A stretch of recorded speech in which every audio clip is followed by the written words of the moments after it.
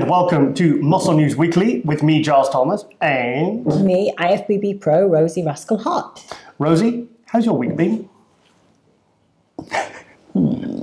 Think about it. So, I had a week where I was getting ready for my final presence on stage as a bodybuilder. So yeah, I was just trying to get my ass into the studio to rehearse, and yeah, that's been really what my focus has been on the last week. Yes, so we were literally at the show yesterday, and yes, we've actually got some footage which was sent in about an hour ago very kindly from Chris Clark from Pumped Media. So do you want us to show your very last time on stage Yes. as a bodybuilder? Okay, let's go to that now. Since then, she's competed over 20 times, winning 2 British titles, IFBB Pro shows, and Rookie of the Year at the Olympia 2016. This year, Rosie decided to retire from competing and focus on all her needs on her new supplement range and online coaching business. So, today is most probably the final time we'll get to see her on the bodybuilding stage. Would you please put your hands together and welcome on stage, Miss Rosie Rascal.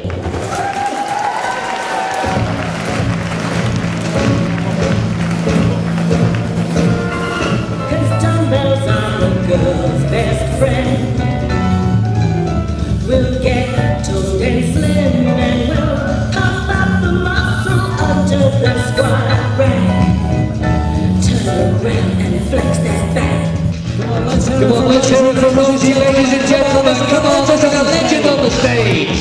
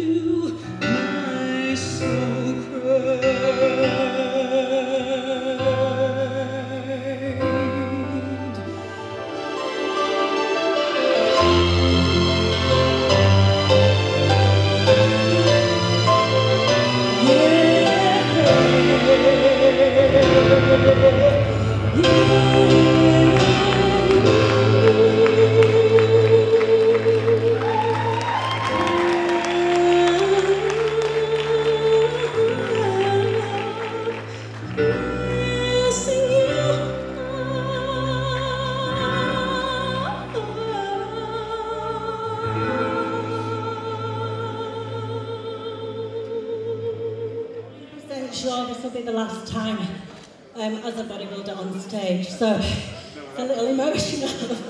So when you say 99.9, there is still a chance then, isn't there?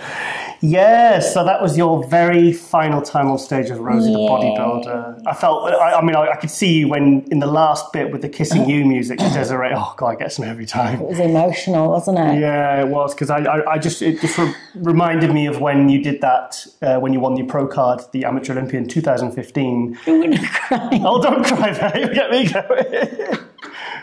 Oh my goodness. Oh, such Chokes me up. It's beautiful music, isn't it? It's lovely. Yeah. So how did that feel? So it was, I guess it's just so many memories and just moving on to a new phase. And yeah, it's just, I don't even know why it's emotional, because I know it's the right decision to stop competing. I guess it's lots of different feelings, sort of saying goodbye. It's like a mourning. It's like mourning for something. Yeah. It's like this big relationship that I've had for 15 years and part of who I have been. And yeah, you're kind of saying goodbye, even though you know that it just doesn't serve you anymore in the way that it did. So, you know, it's the right thing for you, but still it's sad because it's like losing this little friend that you've had for 15 years. But at the same time, everyone has to have a day when they call it a day. Yeah. You know, I'm thinking like when Shawn Clarida last Mr. Olympia in 2001, Ronnie 2007, you know, I mean, the worst thing is when people carry on longer than, and maybe when the years, they can't even remember the last time they enjoyed it, or maybe they feel stuck in this world, it's their identity. You know, and I mean, it's like sometimes, you know, when you see comebacks, they very rarely ever live up to what that person was. And it's always a bit of a disappointment. Sometimes you think maybe you should have just left it as it was. Yeah, for sure. You know, very few bodybuilders like go out on top. And then like Lee Haney in 91, he went out his all-time best and he just went out on top. Yeah, I don't feel any moments of confusion or wonder whether I'm doing the right thing. Like I just know so much that this is the right time to stop, for so many reasons. And yeah, it's just I guess it just makes you contemplate and look back. Because I guess through my whole bodybuilding career I spent very little time looking back. It was always moving forward. What's next? What's next? Yes. What's next? Yeah. I never really took time to look at what I'd done or think about the memories or anything. So now it's like, it's almost like seeing it flash before your eyes, everything that you've done and achieved. I mean, you think about from when you turned pro at the end of 2015, 11 months later, you were on stage at the Olympia, winning Rookie of the Year. You'd won your first pro show in that 11 months. And you didn't really, it happened so fast, didn't it? And it all, literally your pro career was 2 years, but you'd done several shows, a couple of shows in America, the 3 shows in America, Dallas, the Olympia, Tampa, you did the London show. And it all happened so quickly, you know, even though it was kind of a big build up to that point. Yeah. So, yeah, it's crazy, crazy, crazy days. Yeah, so we've got lots, I mean, I've never seen you this busy. Yeah. We've got a lot of other things happening. Well, it's like quite a lot of people, when they've seen that I decided to stop competing and stop bodybuilding as my main focus in life, a lot of people are sad about that because, you know, there's more in my physique that I could have done. There's more titles I could have aimed for. And people have sort of said, why are you stopping now? Like, and one of the main things is I keep saying I was tired of being tired. Yeah. I couldn't spend any more of my life running on 50% energy. Yeah. But yet you still managed to achieve, I mean, you've got the supplement company up and running, the Rosie Rascal range, you've got all these different classes and all these different things you're doing with your coaching. You still managed to really build that at the same time. So now it's like, I've never seen you this full of energy. Yeah. And it's fantastic to see. And I'm just excited, I think we're all excited to see what comes next. Yeah, I'm excited. I mean, every week on this show, you're doing your cryobaths and you're doing yoga on the beach. You're doing so many different things. And it's... But this is the thing. I've always had a lot of interests in life. I've been blessed with lots of talents, lots of skills. I'm very... I just love life. I love life. And as incredible as bodybuilding is and how much it's given to me and made me grow as a person... it also takes away the enjoyment of many other things in life. Yeah. Because if you want to be the best bodybuilder, you really have to commit a lot of time and energy to it. And a lot of the things that around bodybuilding are energy taking. Yeah. They don't give you energy. See, a lot of people cardio training, reduced calories, it doesn't give you energy. A lot of couples suffer when a competitor is competing as the partner of that person. And but I suppose you're quite lucky in our situation because I'm so immersed in the sport and I always have been. I've had such love for it. I remember I said to a friend, and I said, your Olympia prep actually brought us closer together. Yeah. I felt I felt fully engaged with you. I felt like I was fully supporting you, and I really felt like I was part of your journey. And I think it actually... We had some good times, didn't we, actually? Yeah, just like those little chats in the kitchen, and you know, I'd have a coffee and you'd be struggling with energy or physically or mentally, and we'd have a good talk and we'd kind of pull each other around, and it was a nice, it was a fantastic to be as your partner, to be on that kind of that road with you. You know? Yeah. So we've had some amazing experiences. Amazing times. Dallas. Yeah, it's been, but it's so hard for me. Like, I don't want to put a negative spin on anything, because I've only come away with positives, and that's another reason why I stopped now. Yeah, because I can leave with only positives. But for me, you know, we had all these amazing experiences: the Olympia, Dallas, Tampa. But honestly, for me, I was not present. Yeah, I wasn't present at all these things because I was on a prep, and I'm tired of living my life half present. I want to be here. Yeah, well, we'll just have different kinds of experience. We'll be going back to the Olympia, but you'll be working in media, or we'll just be there as fans. I mean, it's, you know, it's good because it means we can properly, like, I remember we went to the Olympia and you didn't really want to talk to people, and there's me at the Olympia, and all I want to do is talk to people. Exactly. I want to be in the middle of everything. Yeah, that's like my personality. I like to be bouncing about. Well, so. You're a muscular development columnist now. You've had your column running 6 months, and that seems to be very successful, and everyone loves it, and you're getting good feedback. You're doing the media work with MD, and you know, and as I won't say what, but obviously there's some other things coming off. But it's funny, like the way that people speak once you stop retiring, as if you're actually dead. Yeah. Like, oh my God, I'm so sad. She will be missed. People like say, and I think it's really sweet, but like people say, oh my God, this is so sad. Oh, you've been such an inspiration. Da da da. It's like, guys, I'm still here. I'm still here. Like. But just in a different way. Okay. Well, I think you've drawn a line under a very, very successful career. You've inspired a lot of people, and it's time now to new beginnings. You know, I mean, look at the good you're doing with your Chick Chat. You know, and things like this show and all the different the media coverage we're doing for MD. And I just think, there's a lot more out there for us and for you.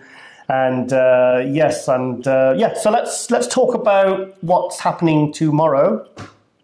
Yeah, we finally get our second product. Now, is this going to be ready to be sold tomorrow? It will be. Paul said, our business partner from Time for Nutrition, he said they got the raw material, the final raw material they were missing. They got it in last week, our manufacturers, and they were doing a production run for Monday/Tuesday. So Paul's either going to have in hand tomorrow. It's probably being made right now. So this is the product I think we're both very excited about. As soon as I got the empty packet in my hand, I've had a lot of messages about it. Actually, yeah, I've seen what I've seen online anyway, and especially because one of the big things that I have always kind of promoted is the rebound after a competition for women is like the most important phase, as I well know from having a bad one and then knock-on effects for years afterwards. Yeah. But this actual product will be perfect for the rebound. It's perfect. And you've, like I said, every single one of those ingredients separately is in your supplement cupboard. Yeah, I've checked. So the iodine, the kelp, you know, to support the thyroid after prep, berberine, as you put in those carbs back in. You've actually run out of berberine because I've stolen it all. Yeah, but you need it more than that. Yes, I do. Yeah. So that's out Tuesday. So we're very excited about that. And also the reason this weekend last weekend, because we're recording this on a Monday, we normally do it on a Sunday. That's why it's a day late upon muscular development. We have, there was the Amateur Olympia in the UK.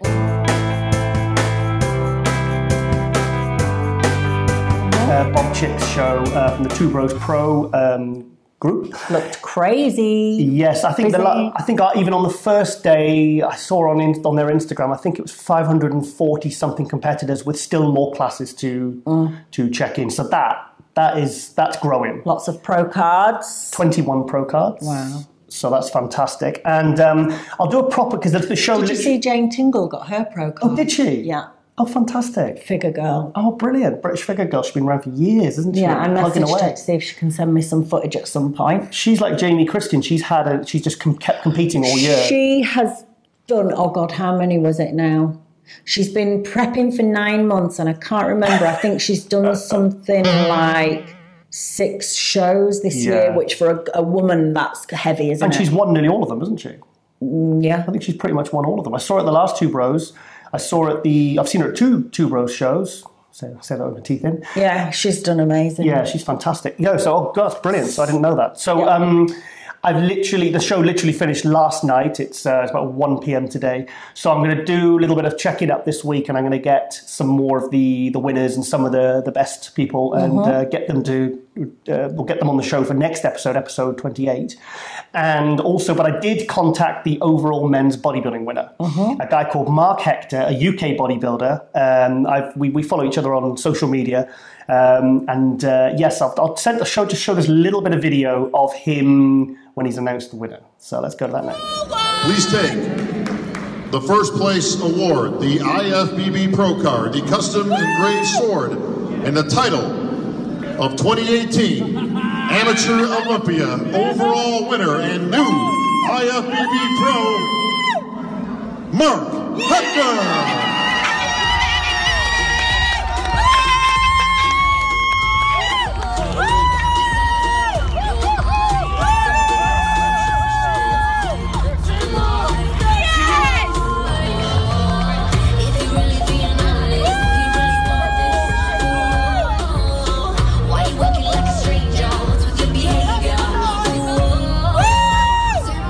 So big congratulations there to Mark Hector. He's now an IFBB Pro. And I think we're starting to see a pattern of styles of physiques. I don't want to say aesthetics are back just because Shawn Rhoden's won the Olympia, because it wasn't aesthetics that won in the Olympia. It's just the fact that he was the best on the week, on that day, weekend or whatever.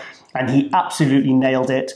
But also last week, obviously we had Samson Dauda last week on the show, last episode.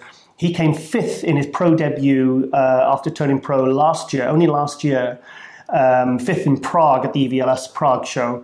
And he's a physique that is very aesthetic. Now, this Mark Hector is a physique that embodies those same qualities.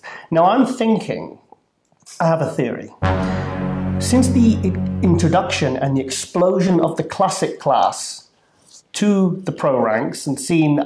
do you think that style of physique is, as a result of that class being introduced and its popularity, do you think that's the reason why these physiques now are getting more of a look in, possibly than ever before, in the open? Yeah. Yeah. Do you think so? Yeah, I would say it's had a massive impact. Because you would always have had the people that preferred the old classic physiques. I like them. I love and them. the people that kind of from that era that wanted that to remain or to come back. But I think there was more freaky physiques, wasn't there? And being able to just see more of those classic physiques on social media, the posing routines, it gets into the psyche, doesn't it? Yeah. And even the people that kind of preferred the freaky physiques, the more maybe they see these new physiques and the personalities that have kind of come along with that as well. I would find it hard to believe anyone that wouldn't appreciate. Yes. Well, fully enough, even someone like Shawn Rhoden, he's got freaky mass. You can't say that when someone gets to that size, they're not freaky just because they have an aesthetic physique. I heard another pro saying about Shawn Rhoden saying, well, this body part's not very big and that body part's not. Yeah, but it's the total picture. Yeah. You find a judge that would say, yes, I'm going to put that guy first because he's got big delts or big arms. That's not how it works. It's the overall top to toe, back to front, symmetry, proportion. That's always been my... physique flow. Yeah, like it used to always bug me when... I I always think that people that judge bodybuilding like that don't actually know what the hell they're talking about. Yeah. When someone watches a show and in their head they're placing someone first because they've got the best biceps, it's like, you don't actually know anything about how to judge bodybuilding because it's about flow. It's about almost nothing standing out. It's the whole thing just flipped. But you know what? If you took someone to a bodybuilding contest that knew nothing about bodybuilding, their eyes usually are drawn to the prettier physique because it's with all the better about flow. It's what your eyes are naturally drawn to. It's more aesthetically pleasing. Yeah, it's what we're like programmed to over the years of like the you know, all the pictures, the Greek gods, what we're supposed to view as being beautiful, what we're supposed to. It's like in our DNA. Yeah, exactly. So, not like some creature with body parts, nothing really fits. Frankenstein's monster. Yeah, it's something that doesn't really fit together. Yeah. It's like, you know, like say Flex Lewis. Flex Lewis has got size, condition, but he's also got who said this to me? Somebody said to me, one of the in the industry said, yeah, but he's just got such a pretty physique. Yeah. Everything kind of flows, everything ties together, top to toe, everything kind of, it's a nice look. It kind of just everything. Yeah. That's a technical term we use, by the way. Yeah. So. Like Lego. Yes. So also, like I said, Mark Hector, I've contacted him today, and he's going to be in the next episode of Muscle News Weekly. Cool. So Giles is on the case as per usual. So yeah, really excited to have him on, and yes, beautiful physique, and it's nice to see guys like that getting their pro cards. So, and like I said, I'll do a bit of chasing up of other categories and who won what and stuff like that.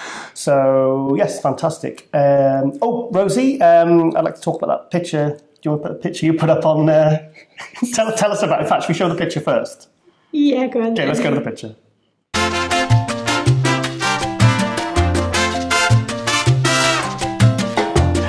Cedric looks as happy as ever.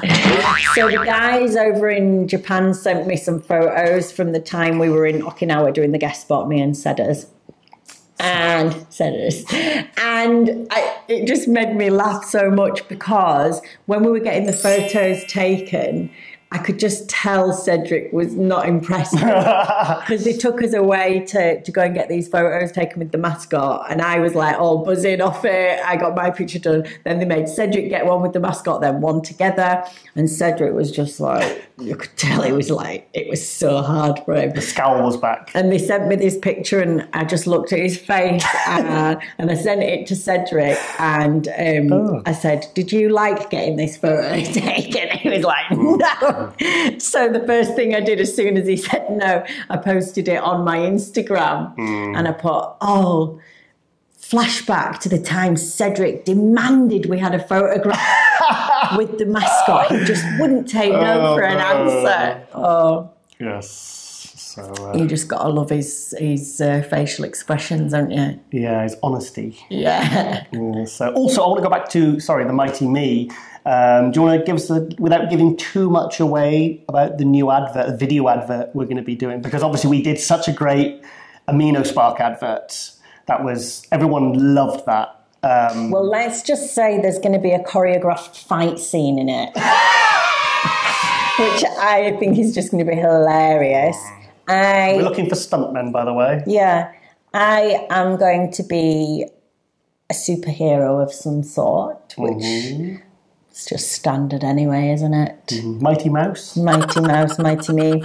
Yeah, and there's going to be a choreographed fight scene, so it's going down, this advert. It's going to be funny. Yeah, it's going to be fun doing that one. I mean, like I said, the last one, the Amino Spark, that was a fantastic. I was so happy with what we got from that. So, okay, moving on next. This weekend, it is the Victor Martinez and John De La Rosa in partnership. Their Coat of Arms Pro Show, first Pro Show, and it's the first Pro Show ever in the Dominican Republic. In Dominican, yeah. Yeah, so bit disappointed they didn't invite us. I think maybe it got lost in the post. There's still time, Victor, John? I'll phone the post office and see if maybe... If you can just send one ticket, that's fine as well. That's fine. I'll, somebody's got to look after the pets. Usually it's me. Shame your passport went missing. Yes, shame your passport went missing yesterday, Rosie. So, yes, so let's go to a little final little trailer thing just to give a bit of promotion to their contest.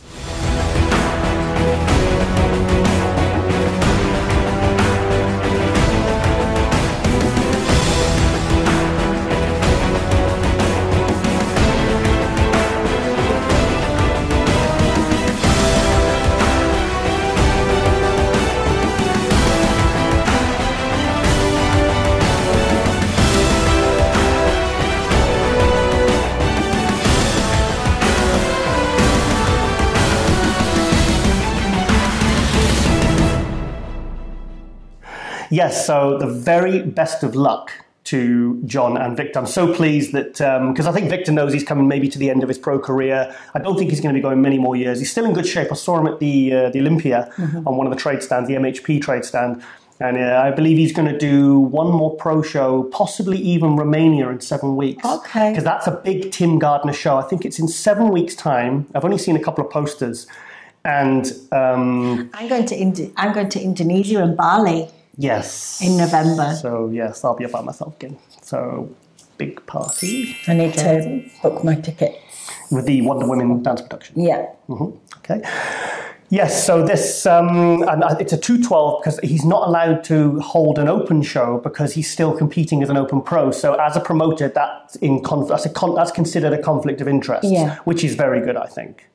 So, yes, and Thomas Tabakiar, I hope I've said that name right, I put him in last week. He came second in the 212 at the Prague show. A new, slightly familiar, recognise him. But let's go to the picture now, and this is how he's looking now. Okay.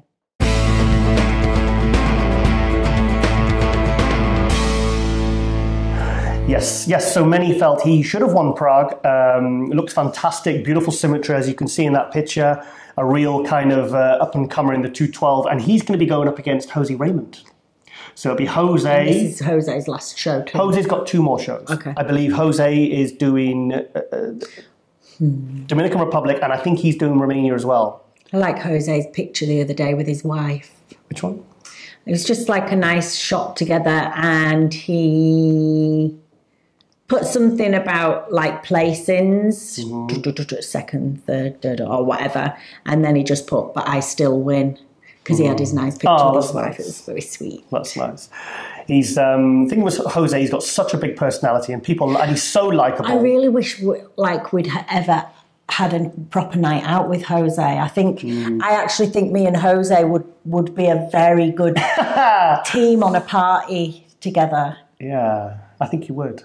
I've been out with Jose. Would be a good little tag team. I've been out with Jose, and I remember he bit a girl's shoulder that he was training, and I don't think she knew that it was coming. And this was would you? This was the 2013 Arnold after party. We're all there, a load of us, and he was training this girl. It was a girl, I think she was with her husband or whatever. Even the husband looked a bit shocked, and he went, "Look at her shoulders!" And he bit her shoulder. I mean, not hard. I mean, it wasn't like a. It wasn't, sort of all-out assault, but it was. I think she was a bit shocked. It was very funny, though.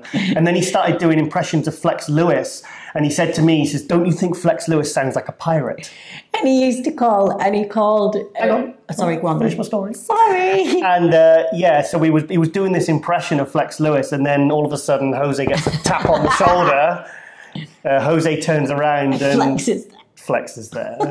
Flex is there. Actually, that's not a bad impression. Yeah. But he called Chris Bailey. What did he call Chris Bailey? Photo Jesus. Photo Jesus. But it's stuck, hasn't it? Photo that name. Jesus. Yeah, this is a British photographer who does a lot of photo shoots in America. He did Shanique. He's a fantastic. I mean, he's up there with the Kevin Hortons and the Per Bernals. He's extraordinary photographer. Yeah. And this was at. But he does look very Jesus. Well, he has. They call him Chewbacca, and he's good physique. He's been called Chewbacca before. In fact, I had a picture with Chewbacca at a Star Wars convention. Did you tag Chris in? And I tagged Chris in. I said, lovely to catch up with you in Doncaster on the weekend. Brilliant. Right? So he called him, kept calling him Photo Jesus, and obviously even Chris found it hilarious. He wasn't offended. Yeah, it was really funny. So fantastic. So that'll be one of Josie's last shows. And also this Romania show, I'm really hoping MD's going to send us, because that is a Tim Gardner show.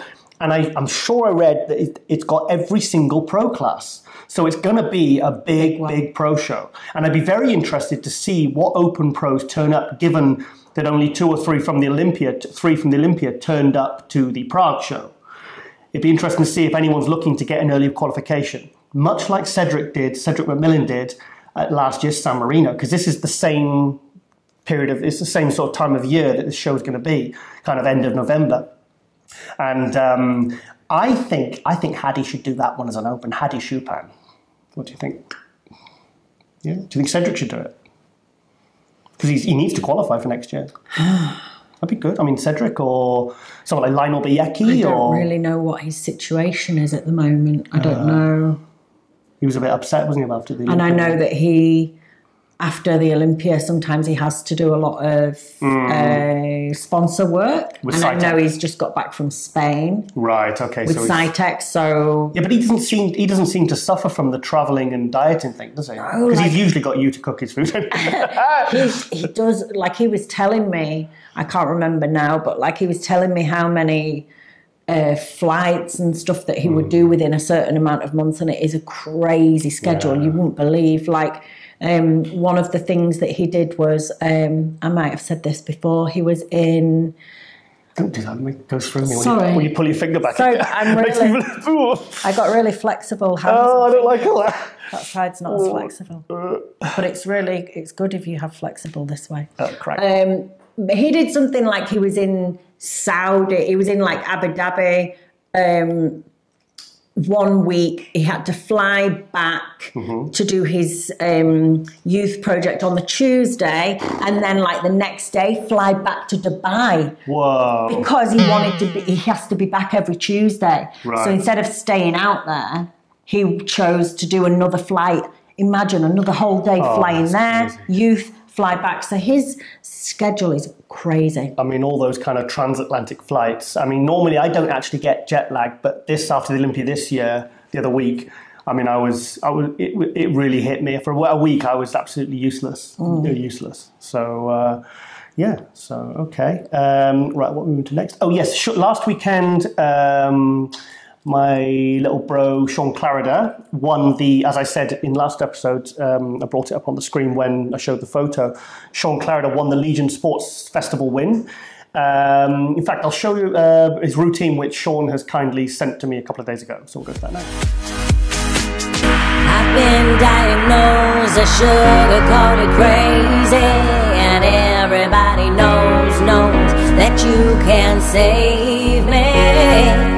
'Cause I like it, and I'm losing control, and I've half lost my soul, and I'm living in this limbo.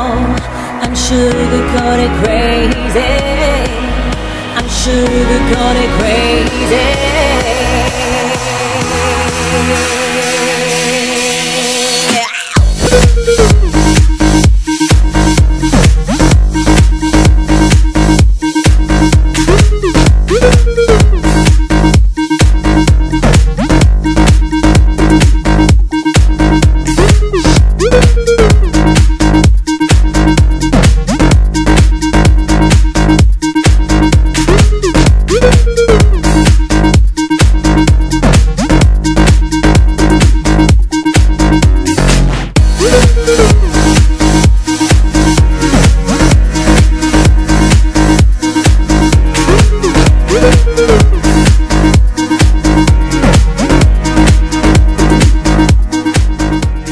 So Shawn's got a nice early qualification for next year's Olympia. I honestly thought he looked fantastic. I didn't think he looked so great at the Korea show. He took 4th or 5th there, 5th. I wasn't hugely impressed with how he looked there, but he managed to get it back, that fullness back and that condition where everything just looks so grainy and detailed and everything's popping. That's how he looked for this show. I honestly think I could see Shawn being in the top 5 at the Olympia next year in 212. I think he's absolutely, because you can always kind of guarantee those guys that are going to always improve. No, he's always going to improve. Yeah. He keeps pushing. He's got that drive and work ethic that you just know, okay, 5% more on how he looks there, which is exactly what he's not going to be slacking. He's so driven, that guy. And like I said, I've said many times on the show, he's just one of those guys that just keeps bringing it and bringing it and bringing it. And his enthusiasm is infectious. So we like Shawn, giant killer. Like 165 on stage, and he's taking out guys 30, 40 pounds all day long. So absolutely amazing. Okay, Rosie, I'm going to go to a very, very, very, very cool Nick Vision Shawn Roden video, which I just saw today. In fact, I've replaced it from another one because he's pumping them out so much. And this is very cool. You've got to check this out. I didn't want to cloud my judgment. I wanted to keep my feet on the gas and just keep going until we get here. Work eliminates fear. So if you put forth the work, then what are you fearing?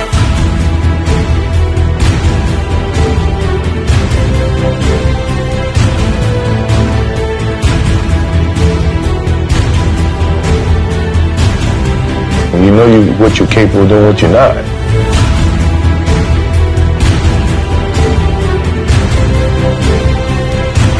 That shot gave me the idea that I can be better than what people think, and I can, surpass any expectations that I may have for myself.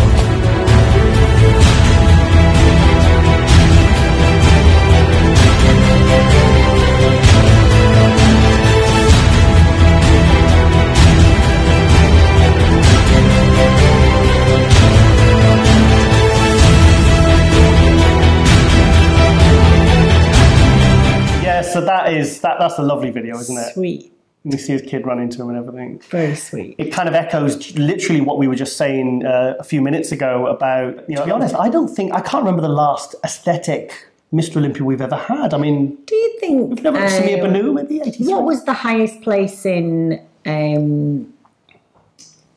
Tony X-Man? Fifth at the Olympia. Fifth in 2008, was it? No, Dennis Wolf was 4th. Yeah, Tony was 5th, and that was what he said he said to me was his all-time best. I mean, a very similar physique. That's what I'm thinking. It's well, Tony's very happy that Shawn won. Yeah. Like the timing that Tony was like at his peak was a bit more mass monster. Well, you had Kai Green, Dennis Wolf, you had Jay Cutler, you had Ramy coming into it. You had so big guys. Branch Warren. Yeah, Branch Warren, Rowley. 2nd, 3rd. He was like round a bit higher, wasn't he? What with that year? Branch came 2nd. Yeah, 2nd. Yeah, Branch won everything. He won. So it was a little bit of a more freak factor, wasn't it, round about that time? Yeah, so I can imagine Tony being really pleased to see that shift. Tony actually sent me on Messenger. He sent me a picture of it was a picture of Tony at his best, and Shawn Roden at his from the recent Olympia, and he put it in the same picture together in the same pose. Yeah. Basically saying, yes, this is what I've been campaigning for. Yeah. Because Tony said to me, he said, look, he says, Giles, he says, I don't need to come. He said in a Tiger Talk we did a few weeks ago, he said, I don't need to make a comeback. He says, because because he was going to do a comeback in Classic. It was very rumoured. But he says, I don't need to. He says, because I brought Classic to the Open. Yeah. This is what I'm saying now. Do you think now that the popularity of the Classic class is bringing these attributes of what they want from their champions in the Open? Yeah, for sure. Yes. So that's fantastic. Yeah. So do you think Shawn will win next year? I don't think Phil is going to do. If he comes back, I don't think so. It's Shawn's for the taking. I think I can't. Do you think Phil will compete next year? I don't know. I think many people are thinking he will not. And to be honest, there seems to be a bit of a storm around Phil. He acted very, very with a lot of humility after the Olympia. I was at these press conference, sat right in front of him. He spoke very well, But I feel after that, maybe then he should have gone a bit quiet. But it seems now all the media outlets are jumping on him. And I do feel maybe like they're taking certain snippets and what they want. They're manipulating it slightly to kind of get the answer they want. I've seen videos saying, Phil Heath says this, saying, you know, and it was a fix. And I've watched the video and he doesn't say that at all. I'm thinking, come on, guys, you're clickbaiting. I feel bad. I feel bad for anyone that's in that kind of situation, because you say something and it's a moment in time. Yeah, but the way that you feel and think change. You're going to be like a roller coaster after winning 7 times. All this like energy put into trying to achieve that, and then you don't get it, and it's like you'll be battling with your ego, battling with all your emotions, and it's like you do an interview and maybe one day you feel a certain way, and then it's taken and it's saved on film. Plus you're kind of expecting that 400 grand to go in your bank account and maybe had all your finances worked out, and all of a sudden, boosh. Yeah, there's so many levels. I do think he's been targeted. I do think he should just not do these interviews. I think he should just not do them. Go quiet. Do what Jay Cutler did in 2008 when he lost the Olympia to Dexter. Yeah, what did he do? He did nothing, and he came back the following year, brought a package that completely blew any previous package out of the water. Yeah. Do what Ronnie did in 2002 when he won the Olympia but then lost to Gunter Schlierkamp at the Show of Strength. A guy that hadn't even placed top 10 the year before and placed 5th at that year's Olympia. I know because I was there. Well, I don't know, but I was there. I think, exactly, go quiet. But my point is, go quiet and just go to ground. Do what Dorian did, you know, just go and work and work. Yeah, get the stomach fixed. It's not even about going back to work yet. It's about going quiet, staying away from all the outside influences. Yeah, stay off social media. So you can decide what you want. Like, do you want to compete again? Because the problem is there will be so many outside voices and influences. You've got to be careful that... Stop. Somebody's at the door. Are they? Yeah. Honestly, I thought it sounded like somebody was knocking at the door. And it was bloody Domino going dub, dub, dub, knocking at the door.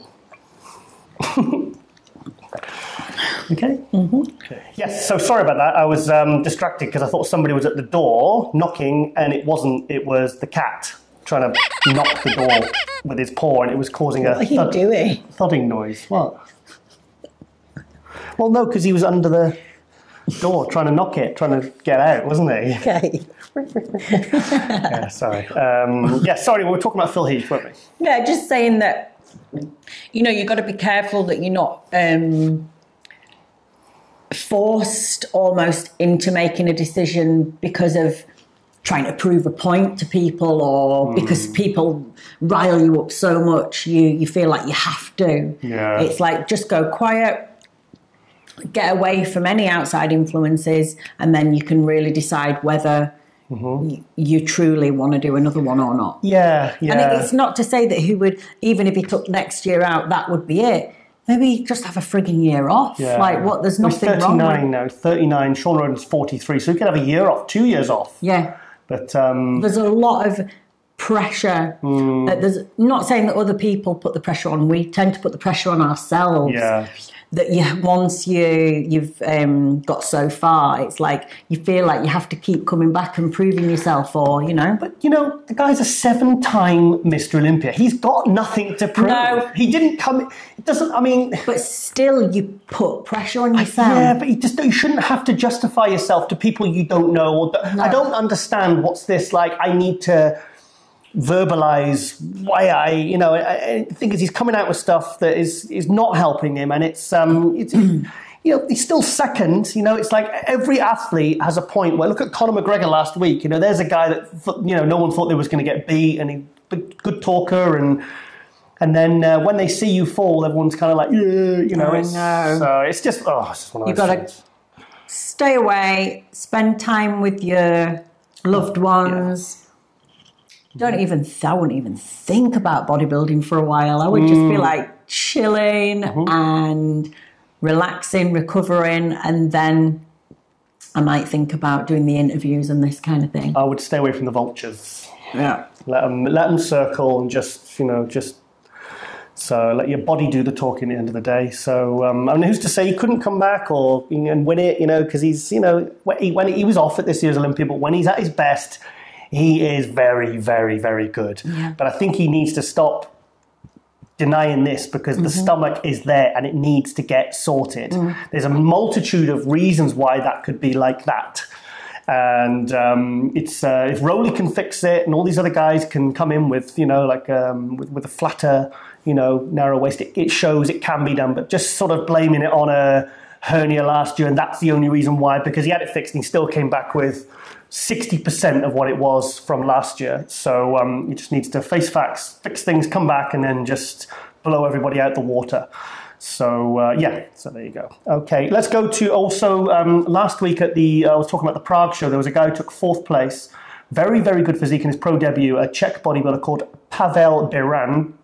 Managed to get a little bit of footage of him doing his 60-second or his posing routine. And you've got to see this guy's condition. This is a very, very pleasing physique. Great symmetry, great condition. In fact, I'll just show the video. Let's go like that.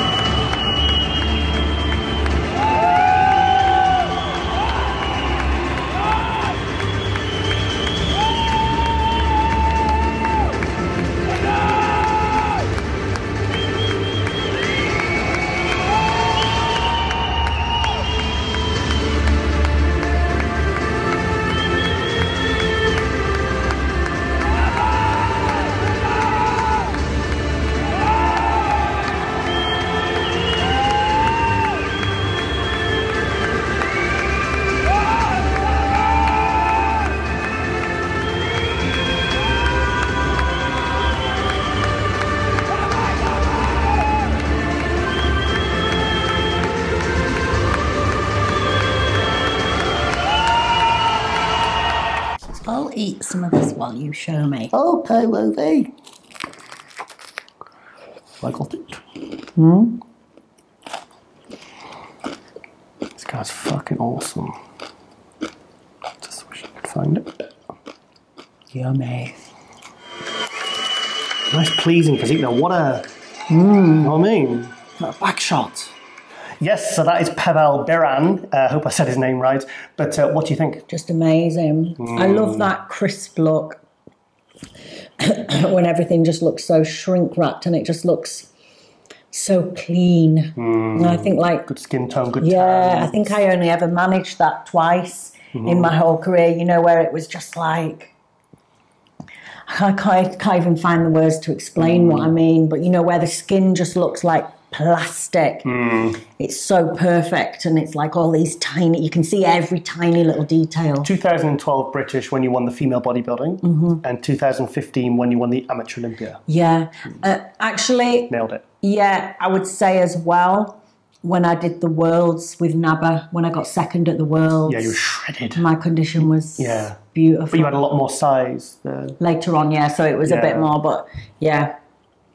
Fantastic. Yeah, so I'm going to keep an eye on that guy because he's one to watch. I mean, if that guy just keeps slowly, steady improving, don't do anything crazy, don't blow out that waistline, don't be in a rush to kind of get massive, because he took 4th place there in his first contest, and that is fantastic. He's on the first call out with Rowley and Nathan Diasher, and he's holding his own. So... Yeah, it looked amazing. Yeah, the back shots, that real lat spread, the glute, everything, just really pleasing. A bit of a running theme on this episode, isn't it? About the pleasing aesthetic physiques that you just go, oh, that's nice. That's something to... But we both have always preferred this kind of the shape. Yes.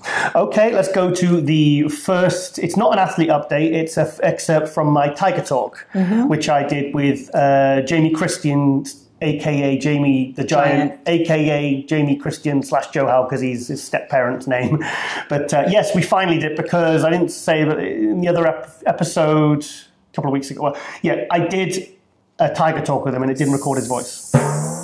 Never mind. But we've redone it. We've redone it, and... It was good because he got his pro card like a week or so after, so... Yeah. It's a more updated, exciting version. I meant it to be this way. I prefer it to be this way. Fate. Yeah, so I'm very excited to finally get that done. We did it the other morning and it was fantastic. It's going up, I believe, We've got Wednesday morning now on MD and on YouTube, so check that out. We talk about why he's not applied to be in any Marvel film. Yeah, not any Marvel films, because he's 6'5" and he looks like Clark Kent. Yeah. A very big Clark Kent. Do you know, someone said to me the other day that I would make a really good kids' TV presenter, probably apart from all the swearing. Possibly. But yeah, Jamie Johan. I'm surprised there's not more like bodybuilders that we know in the films and stuff. This is something I want to talk about in this episode a bit further on, but I'll talk about it now. Okay. We'll come back to Jamie. Oh, the bloody cat's at the door. Just ignore them. Okay. Yes. I think many bodybuilders are missing out. I think they're missing out because bodybuilders, a muscle, it's a very specific thing that film producers or whatever, or film companies will be looking for. Mm-hmm. So the ones that are like Martin Ford, Martin Ford from the UK, yeah, the look tall how well guy. he's doing. He's in there, in fact, I'll go to a little clip of me at a Star Wars convention last year, and I was with my friend Big George. He's like 6'2", 6'3", like 270, 280, big guy. So I'll go to this clip now, and it'll all make sense. Let's go now. Darth Vader says you need to be green. That's hard. He needs to be green, definitely. He does need to be green. Get into character. The force looks strong with him. Cheers, thank you. Oh shit! He doesn't say much, does he? I bet he doesn't say Douche.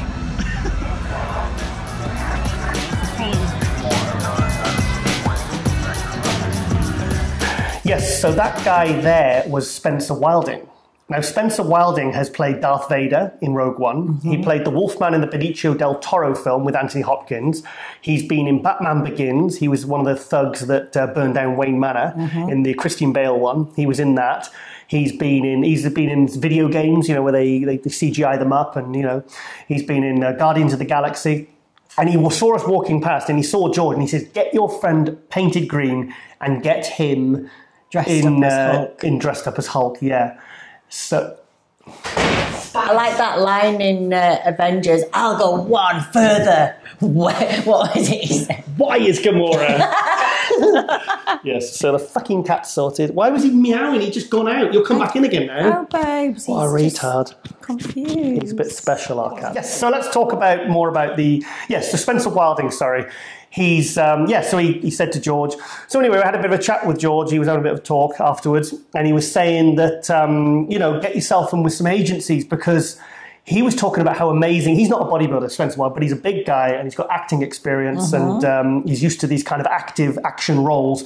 And you think about it, if a film company says, right, we're looking for a bodybuilder over 6'3", heavily muscular, someone like Jamie Christian, they're going to ring him up first. Yeah. And if he's good to work with and he had a good experience, he's going to get... Thing is, even if you've got 1 or 2 gigs a year for a couple of weeks filming here and there, you're going to make decent money, and it's going to pay for all your prep. It's going to be a nice little bonus, and it's going to be something else. Something good fun. Yeah, and it's something that your bodybuilding will be useful for. So I just think, like I always said, Zach Khan should have gone into he should have done films. He should. He still could, because... especially with all the kind of superhero films, and they always need baddies, and CGI isn't always the answer for these kinds of things. And I just think a lot of bodybuilders are missing out. So get yourself. Maybe we need to start an agency, a muscle. We don't have any contacts, though. No contacts. We'll start one. No, but within the film industry. Well, how does any agency start? Come on, have some vision. Okay. So, why is Gamora? Anyway, yes, let's go back to Jamie Christian. This was Tiger Talk, so we're going to show a lecture from that. So, enjoy. And welcome to the latest episode of Tiger Talk with me, Giles Thomas. And this week, I'm joined by new IFBB Pro, Jamie the Giant, a.k.a. Jamie Christian, a.k.a. Jamie Christian / Johal. Jamie, thanks for joining us again. Yes, thank you very much. People won't know that this is the second interview, but everything happens for a reason, right? Now I'm a pro. Yes, we actually did this interview several weeks ago before, obviously, you turned pro, and we had problems with your microphone, so I have to apologise for that. But like Rosie said, she said it's a better insight now that you're an IFBB pro. So, shit, where do we start?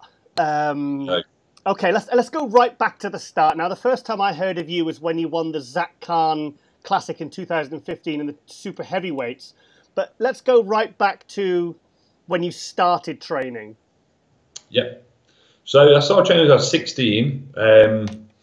Like anybody, really, more for kind of a bit of fun, a bit social with a few friends. Impress the ladies as a 16-year-old. get the vest on.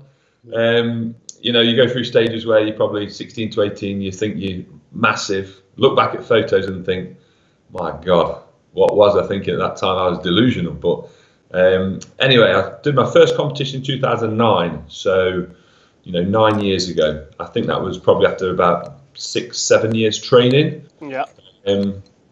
Roughly about 22, 23 years old. That was just a local show at a gym I went to, and they ran an in-house show every year, kind of the members putting themselves against each other. So it was quite a friendly rivalry with all the members at the gym. It was really good. I didn't place in my first show, 2009, but I went back in 2010, the same show, and won the Misters category. So in 2009, even though I didn't win, I got the bug. 2011 was my first UK BFF show. I was 15 stone. So to put that into American terms, obviously a lot of American viewers, 210 pounds. And some obviously years later in 2015, which you're talking about, competed and as a super heavyweight, and I think I was about 260. So in 4 years, I'd gained 50 pounds. But let's talk about 2012 when you did the Classic. Yeah, so in 2011 and 12 I did classic class, 15 stone. So, you know, a lot of people said even at that weight I was still relatively balanced for my height, because obviously I'm 6'5", with good legs, which was, as you know, quite rare to see. Yeah. But I've always been bottom heavy. I've always been quad dominant. So the challenge for the last however many years now, 6-7 years, has been to grow that top half and get more balance. So we're still chasing balance. There's still a lot of room to grow and fill out the frame, but obviously at 285 now at stage weight, we've done a pretty damn good job. 75 pounds added that time. Yeah, because obviously 2012 you were Classic, then 2015 you came back as a super heavyweight. Now, but you actually won the British finals that year in 2015, didn't you, as a super heavyweight? Yeah, and I think I was 266 at the finals. I put on about half a stone since the qualifier at Zach Khan, which was in June, I believe. So June to October, we had a bit of time to have a mini rebound. But I believe, and obviously you can give me some feedback as well, and I think you have already in the past. But I think I won the finals because I was the most conditioned super heavyweight there that year. Yeah. The class really lacked condition. But not only that, I've always had a good stage presence and quite confident with my posing. And a lot of the super heavyweights, for whatever reason, were a little bit stiffer. So yeah, and we go back to that whole what embodies bodybuilding. It's not just about size. There's so many, and Shawn Roden's obviously pushed that this year. Yeah. Hip symmetry, balance, muscle mass, everything. And it's subjective. One judge might like one physique, one judge might like another. So you've got to go for the average and hopefully come out on top. I think aesthetics have always been in fashion, but it just... Yes, so big thank you to Jamie there. And I'm really excited to see how he's going to do, because he's on about, in the Tiger Talk, he's on about going up to, because I think the heaviest he goes up in the off-season is 305 pounds. And I think this year he's going to make a concerted effort to get up to about 320. And he still won't be holding body fat there, and a lot of body fat, because he's such a big guy, as you know, he's 6'5" and big. And like I said, turned pro recently at the Italian pro qualifier. And yes, so he's very excited. So he can take a full year off, and I think he's going to compete next year, sometime next year. So, but really, he's a really good guy, isn't he? Yeah, he's lovely. He's also, I've noticed he's doing, because he does online coaching as well, he's churning out some good results with his clients as well. Oh, okay. I've seen some female clients. Brilliant. As well. So. And he's also, next week, he's flying out to America because I think Gaspari looking. Gaspari Nutrition are on it. Looking at to sponsor. A proper contracted sponsor. Amazing. Yeah, because they realise how marketable he is, and he's very well liked. So everyone's going to speak up for him. They're all going to say good things about him. Yeah. And he's not one of these fake nice people. No, he's not a dickhead. Like the ones that they pretend to be your best mate. And I see the way he is with other people and the way people react to him, and I get a very good feeling from him. So really, this was something I was chatting to a guy I think he's from Newcastle actually, at the guest spot I did the other day, and he was talking about the Rosie Rascal range, and he was saying like everybody. Maybe like mostly in the UK because they all know me, but he was like saying everybody will buy into it because they know me and they know how genuine I am because you just get to know people and people talk, don't they? But it's like important. I totally agree. To not be. There's only so long you can fool people and fake niceness. It doesn't doesn't lead to long-term success. Yes. I suppose it's so. What you're saying about Jamie? You're quite likeable. Pays the way. Slightly likeable. Well, it's just. Well, in fact, just it being yourself. Yeah. Well, in fact. Sorry. Sorry. Well, actually, talking of muscle in the movies, I recently got a rejection letter from Warner Brothers Casting. Okay, now I sent them this picture, and I'll read out the letter, the reply they sent me back. So this is what I sent to them last week with a suggestion.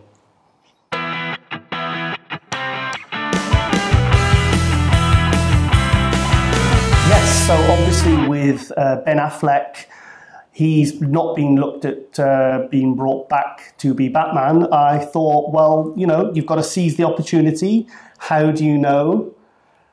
What? Keep talking. Yeah, so they sent me a response saying, "Dear Mr. Thomas, many thanks for sending us your suggestion for the next actor to play Batman. Unfortunately, this candidate you suggested simply isn't what we're looking for to play a suitable Bruce Wayne / Batman. He's clearly far too handsome and far too rugged looking for the part. We believe he would not make a believable Batman and is quite obviously too suave and sophisticated to play Bruce Wayne. We thank you for your interest. Regards, Warner Brothers Casting Co. # Dreams Crushed." You've just written that, haven't you? No. What? Oh. You're such a goon. I'm not a goon. You are a goon, babes. I get bored in my office. Get bored and I start to dream and fantasize about what it'd be like to be Batman. Yeah, but you have to realise, and we've gone over this with the whole freaking James Bond thing, it takes a lot more. You just think because you've got a square chin, and when you put the bat mask on, you have a square chin, that makes you eligible to be Batman. But you need to be able to act. I can sort that. You need to be able to jump. I act every day with you, dear. You need to be able to jump. Stuntman. Babes, you can't jump. I can jump on this table with one leg. I have never seen you jump. I could jump on this table right now. No, you couldn't. I could. Yeah, but could you walk after? Wait. Well, that's what the hospitals are for. Oh, God. What else? Come on, tell me give me another reason why I can't do something and I will do it. I don't even think you could spin. Spin? Yeah. Spin? Stuntmen, well, come on. That's not Ben Affleck, like, jumping out of a building, or he's not really gliding like Christian Bale when he does that. It's not him. CGI. All right. Well, I think you're being very unfair and very mean. That's me. So yes. Anyway, right. What was I talking about? Yes, sorry. Well, let's get back to reality, shall we? Back to reality, sadly. Okay, now I'm going to go on to another athlete update from someone I spotted. For some reason, this person is on my Instagram, and I think she's followed me on she's friend requested on Facebook, but on a girl called Sarah Bradley. She was, and on Instagram, she's under this name, Instagram name, Small But Mighty. And I've been kind of following, just seeing her pictures popping up, and, been kind of building up a bit of a picture. And then she competed last weekend at a PCA show. It's a different federation in the UK. It's a good federation, and growing very fast. And she's 21 years old, this girl, and she won her first show. Now, she's an ex-powerlifter, and I've reached out to her, and I mean, surely you can see the potential in this girl. Yeah, she looks incredible. I mean, she's got that dense muscularity. You can see that she's got from very good training style. Yeah, powerlifting, very, very set. When did she start powerlifting? I don't know. In fact, should we go to the update? Yeah. Okay, we'll go to the update from Sarah has kindly sent to us. Hi Giles, hi Rosie. First of all, I want to say thank you for featuring me on your show. It means huge amounts, and the fact you've given me this opportunity is completely and utterly crazy. So thank you very much for this. So let me introduce myself. My name is Sarah Bradley. I'm 21 years old, and I currently reside in Somerset. A little bit about me. So I've always been a sporty type. The minute I could start running, I've been into athletics, I've been into football, and when I sort of came into when I was about 11 years old, I got into the gym. We had family issues, so I found the gym to really help my mental health, and from there, I've kind of found my clique.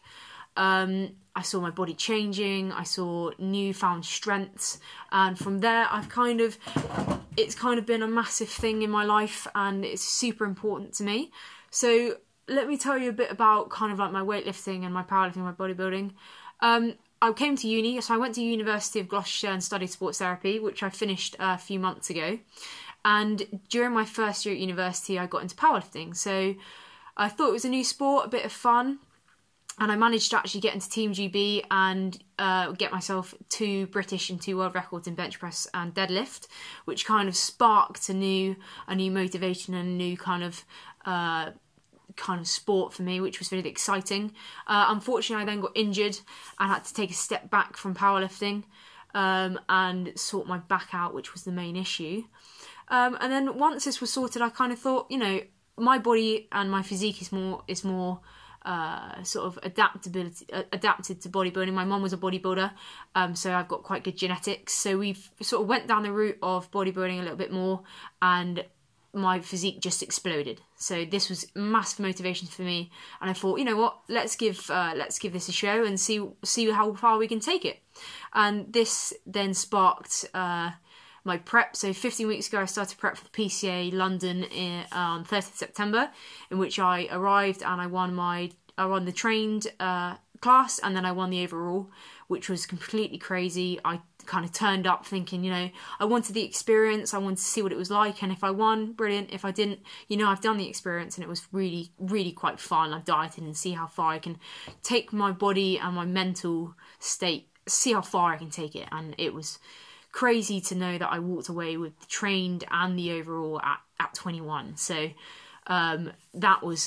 it's been surreal. It's absolutely been crazy. My Instagram's exploded, my Facebook's exploded, and the attention I've got has just been second to none. The support I've had as well has just been crazy, because I've never had the support I've had since starting bodybuilding, and the community is just second to none. The ladies I was on stage with were just amazing, and the people surrounding me were I couldn't have asked for a better group of people to be around.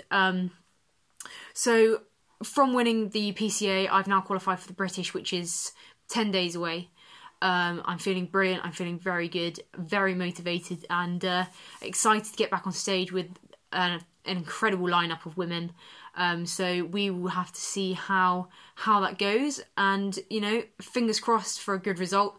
That's you can't step on stage and not want to win. So we will just see how that goes. In terms of my goals for the future, a pro card is definitely something I'm considering, especially at such a young age. I can definitely think about a pro card maybe in the next couple of years. I know that's something me and my coach have definitely thought about and definitely put on the tables for my future.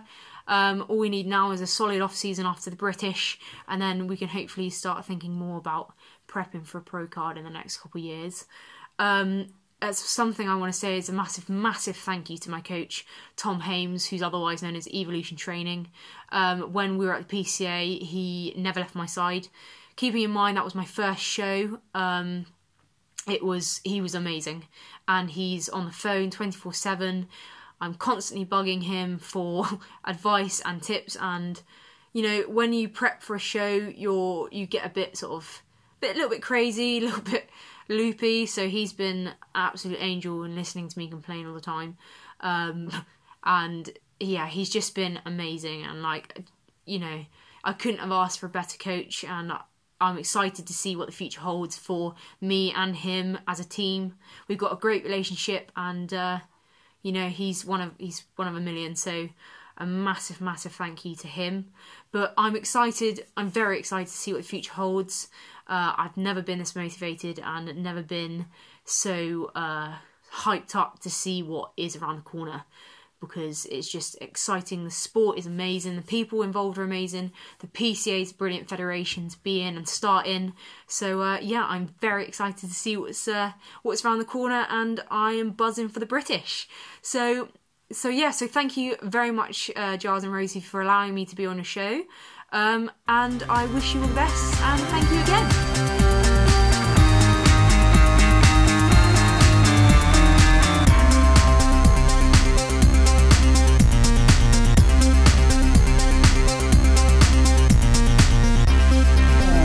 Yes, so really interesting update there from young Sarah. So what do you think? She seems really, really nice. She seems very level-headed. And 21. Yeah, like she's obviously just got that genetic potential to take it all the way. She's got that sort of mindset, and she's competing there in trained figure at the PCA. She could easily go to WPD, couldn't she? Yes, I think I don't want to see her get in a rush here, but I could see her next 2 years probably quite comfortably turning pro if she keeps progressing. So crazy, these young athletes that have such dense muscles so young. You've got Natalia Coelho, who's like 21. You've got Shanique, who's in her early 20s. Yeah. You know, the 1 and 2 at the Olympia. And they've got they've got everything that you'd expect from a physique, you know, with someone with more muscle maturity that's been training a lot longer. So right. I don't know about that, but that's what I think. That's maybe not what I think. That's what I think. Okay. Oh, we're not going to have another one. I agree. I respectfully disagree. Domestic. Yeah, that's about as bad a row as it gets between you and me, isn't it, dear? Yeah, I'm just like imagining you at the end of a blazing row, just like putting your umbrella up and going, "Good day to you," and flying off with the umbrella like Mary Poppins. Good day, I say. Maybe I probably need a stuntman for that, wouldn't I? No, I think you could probably do. So you think I'd make a better Mary Poppins than I would Batman? I think that's what we can take away from today's show. My own partner thinks I will be a better Mary Poppins than Batman. See? Oh, God. Say no more. Supercalifragilistic. Batman versus Supercalifragilistic. Yeah. Yeah, great film. Yeah.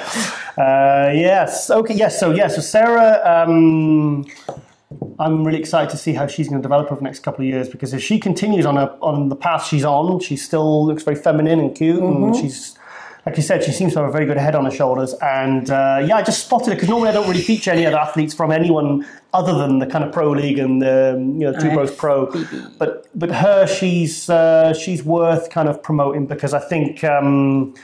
I think she could be one that could be something very special. And she's very special now, but I think in a couple of years, she's really going to...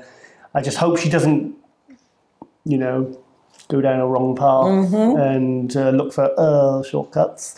Sorry, 2 seconds. I'm just going to change that battery. Chimney. Shut up, you. Right, what am I doing? I don't even know what I'm doing now. You've thrown me. Talking about Sarah. Sarah Bradley. Small but mighty. Yes, sorry, I just needed to change the bulb there. But even though it was fully charged up, I think we've got ghosts in this house trying to conspire against us. Or is it you? It's just your magic Mary Poppins powers. Take a deep breath and carry on. Okay, I want to give a little Ronnie update. Ronnie Coleman. Pardon me. Ronnie Coleman update? Would you like to see it? Yes, please. Okay, this is an update from Ronnie, as I've just said, 2 weeks after his last surgery. What up, yo? Big Ron in the house. 2 weeks after the day of my surgery. And it ain't a comeback. We on the road to recovery.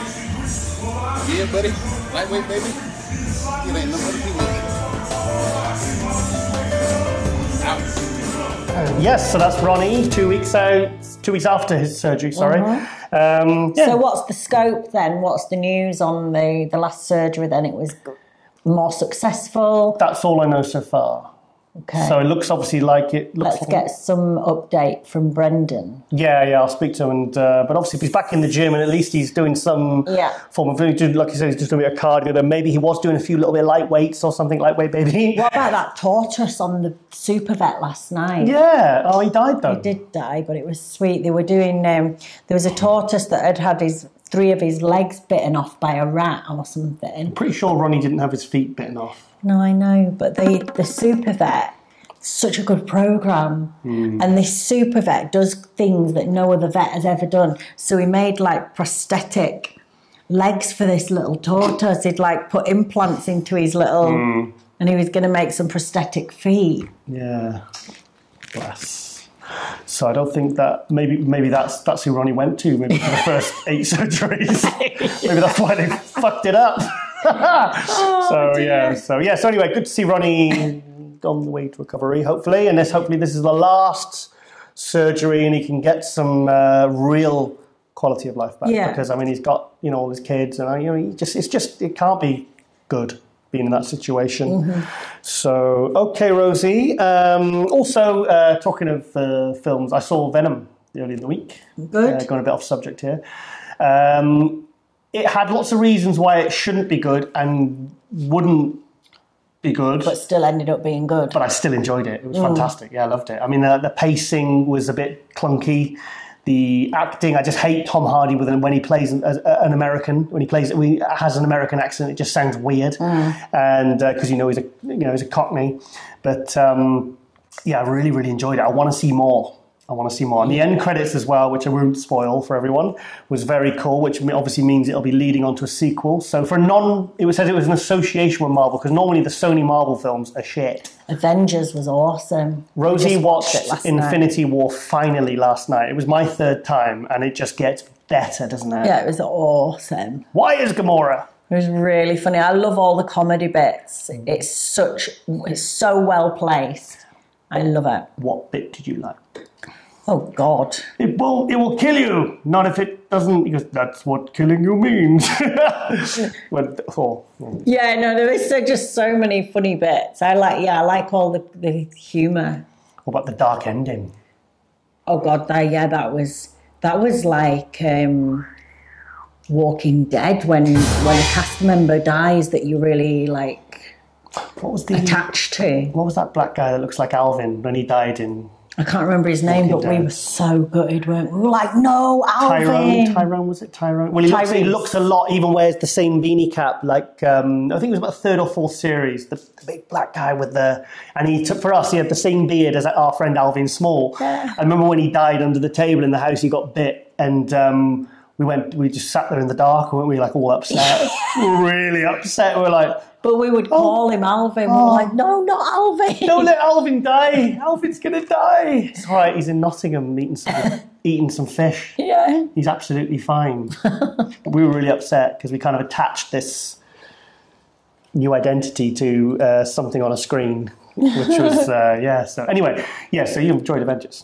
Yeah, I loved it. And also, I've got a little clip from, it's a Venom clip. It's basically something Tom Hardy did. I got it off his Tom Hardy Collective. I got it off his Instagram. So you're getting stuff off Tom Hardy now? Yes.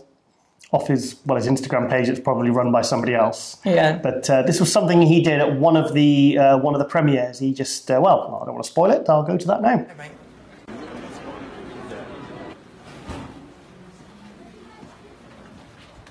So guys, we're about to start the show, but before we do, I wanted to introduce my friend.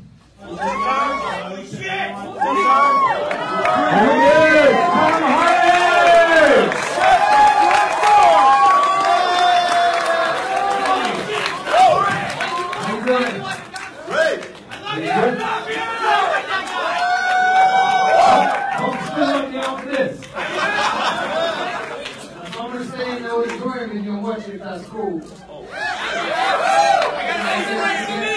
Immediate feedback. I got your seat right here. All right, I'll sit next to you. Yes!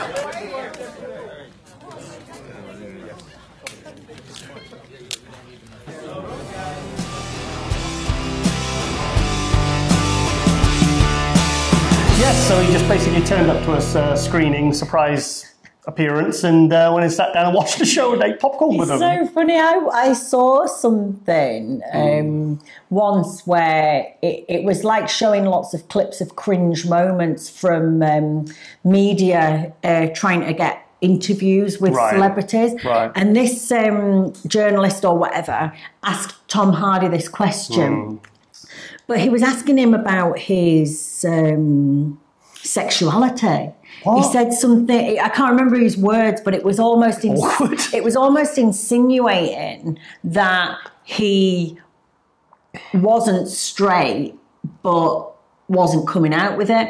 And it was just so funny because Tom Hardy just looked at him and went, "What the fuck are you on about?" It was hilarious. Love it. He looked just like dead in the eye, like, "What the fuck are you on about?" I've seen him. So funny. I've seen him like that in interviews, and he just won't take bullshit. He's very much like, if you're cool with him, he's very cool with you. But if you're just going to be a dick to him, he's not afraid to say, "Oh, just drop the mic and just fuck this." It was hilarious. Yeah, he's good. I think he really channels that in his acting as well, doesn't he? Yeah. So I loved him as Bane in Batman. Yeah. That's why I'm always quoting it around the house. You know, when I'm making silly noises. Yes, I hear you.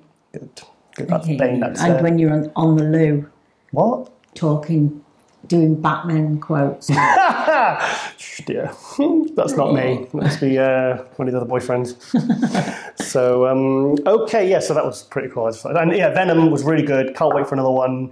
I think the best quote was right at the end, and he starts, before he eats the guy, and he says, "You'll be rolling," because he's all about biting his arms and legs off and his head off, and he said, "You'll just be rolling down the street like a turd."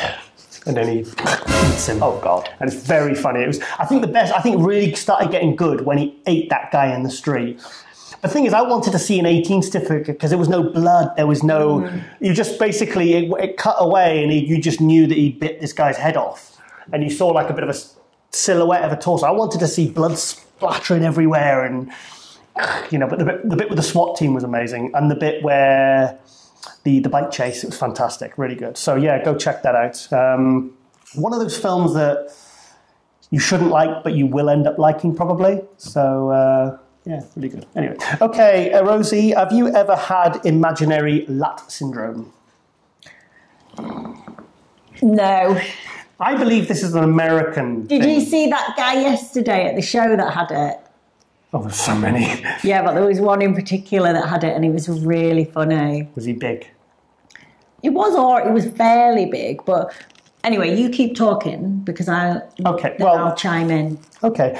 Yes. So in the UK, we call it he's a carpet carrier. Yeah. Like basically, he's carrying rolled up carpets under each arm, so he walks like that. So I'm going to go to a little video now of someone who has pretty bad imaginary lat syndrome.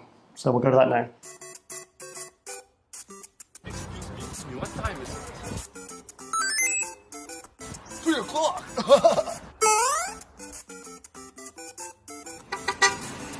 Excuse me.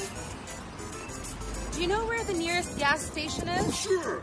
You're gonna take your first right, and then you're gonna take a left, and then you're gonna go around the roundabout, and then come back all the way here and go straight, and you get to the gas station. You're welcome.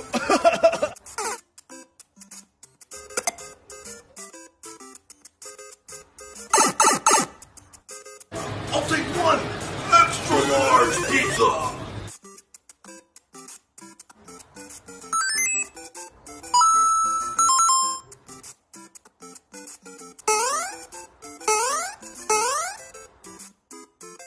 Yes, so it's that guy again with his imaginary lat syndrome. So funny. He's brilliant, isn't he? Yeah, he is really funny. That was the one who did the get wasted. You get wasted one, and then he did the one. He's hilarious. What was the one we did last week? Your boyfriend is. I'm too fucking swole. Yeah. Your boyfriend is skinny. Well, I can't remember now. It's last week now. We'll leave it to him, shall Yes, we? we'll leave it to him. Yes, okay, I'd like to talk a little bit of sad news this week. We and me, as in me and Rosie, we lost a family member. Yeah, we lost Terence. So I've actually got a little homage video of Terence, who we sadly lost. He actually drowned. So it's obviously very, very sad. You know, I've had him a few years now. So we'll go to that now.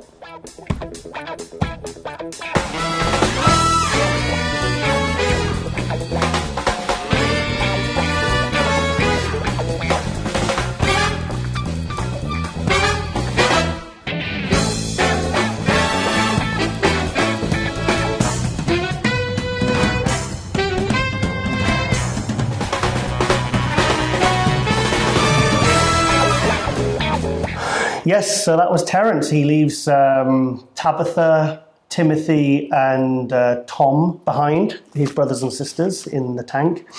And I've been checking on them, making sure they're okay. Obviously, I was totally devastated. Oh, you can't start making pun jokes when you've... Oh. That's brutal. Well, you know, I mean, obviously, I've gone through all the stages of grief. Madness, obviously, because I was hopping mad. And, but I've decided I've got to commit to... I don't know what I'm saying. Sorry, no, I was actually pretty upset. I was. I've seen a little dude floating there like that. Or, he was a little, he was a little buffer, wasn't he? You shouldn't have taken this as an opportunity to do puns. I feel that was the wrong thing to do. I buried him flush. Oh, that's cruel. Well, what else am I supposed to do with him? The cats will eat him otherwise. Burial or something. A burial, yeah, I suppose, sure. Well, he got a, what's it called, a Viking burial. You know, when they... I didn't make a bow and then, like, fire flaming arrows. Set it on fire. No, I just, I did it in a humane way. He was dead, so, so I'm going to miss you, Terence. You were a good boy. And, yeah, so, okay. Right, oh, shit, we've got nothing left. Right, Rosie, do you want to do a little tap dance or so I've nothing prepared, babes. Nothing prepared. Okay, well that's how we roll in this house. We just wing it. Yeah. So yes, and yes. So I've actually had a very, very good week, and I'll reveal more next week when I've got more of an update. When it wears an off-the-shoulder number. So yeah. So okay. Well, I think we'll leave it there, and I've got nothing else, literally nothing else written down. And yes, so, okay, well, big thank you for watching. Big thank you for supporting. And I'll find something to stick at the end of this show. So obviously I'm going to look all excited as I gesture to it, even though I've not thought of it yet.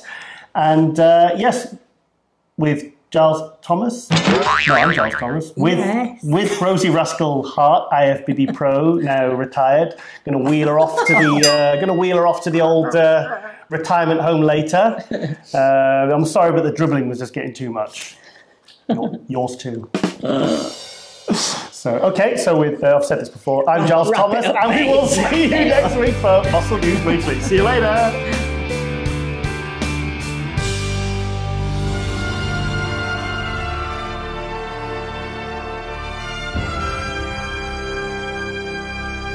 What Shawn represented was something that got people excited about bodybuilding again because, listen, he's not a mass monster. Although he has a tremendous amount of size, he has balance and he has symmetry. Shawn has a balance that we haven't seen on a Mr. Olympia in a lot of years. He's kind of a crossbreed, and I think that's the Flexitron type thing because he is not just a symmetry guy. He's not just an aesthetic guy. He has the mass. I mean, his legs are world class. Shawn brought it. I think the crowd, they were so happy.